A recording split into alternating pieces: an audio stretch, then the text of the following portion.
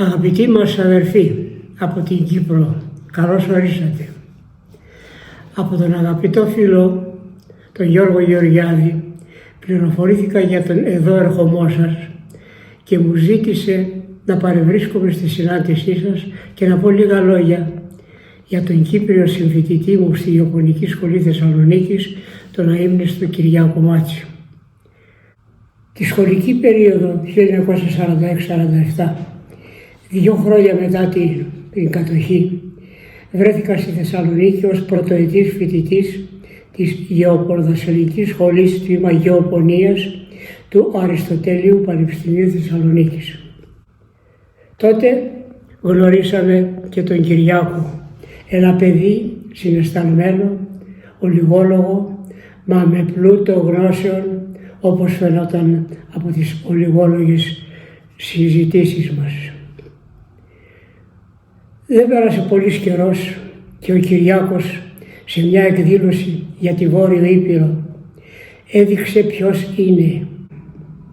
Πριν τελειώσουν οι ομιλητές τις ομιλίες τους, βλέπουμε τον Κυριάκο να σηκώνεται απότομα και να κατευθύνεται προς τον συντονιστή της εκδήλωσης.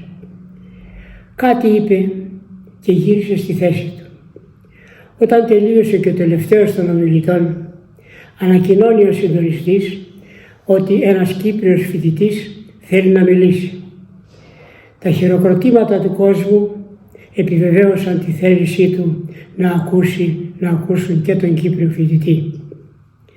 Ανέβηκε στο βήμα ο Κυριάκος και ύστερα από λίγο στο αμφιθέατρο όλοι όρθιοι χειροκροτούσαν και φώναζαν «Μπράβο, μπράβο» σε κάθε πατριωτική φράση του. Ο Κυριάκος έβγαλε από μέσα του το λιοντάρι. Η εκδήλωση για τη Βόρειο Ήπειρο τελείωσε με μεγάλη επιτυχία, χάρη και στον Κυριάκο που ενθουσίασε το κοινό και έκανε γνωστά τα προβλήματα της Κύπρου. Με τον Κυριάκο τακτικά βλεπόμασταν στα μαθήματα και η φιλία μας όλο και μεγάλωνε. Με τον Κυριάκο ήμασταν στην ίδια ομάδα και στους κοιτώνες που μέναμε εκεί στο αγρόκτημα ήμασταν σε διπλανά δωμάτια. Περάσαμε μαζί όλο το καλοκαίρι. Ο Κυριάκος έμεινε στη Θεσσαλονίκη. Όλοι εμείς από την επαρχία πήγαμε στα μέρη μας.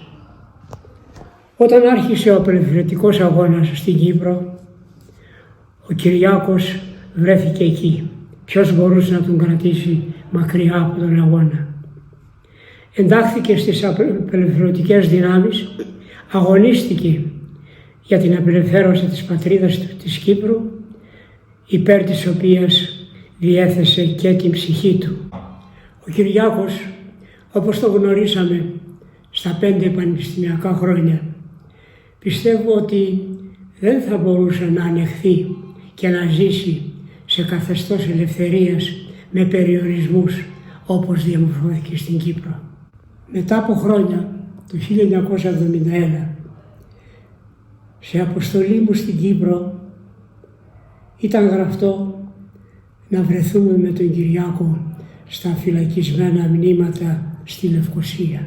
Προσκύνησα τον τάφο του και νοερά τον έφερα μπροστά μου και μαζί θυμηθήκαμε τα ωραία χρόνια της φοιτητικής μας ζωής. Κυριάκο, δεν πέθανες, ζεις και θα ζήσεις αιώνια στις καρδιές μας. Είσαι ο ήρωας που χέρια συμμαχικά τον σκότωσαν γιατί αγωνιζόταν για τα ιδανικά του. Κυριάκο, είσαι ήρωας και θα σε έχουμε πάντα στις καρδιές μας. Αιωνία σου η μνήμη.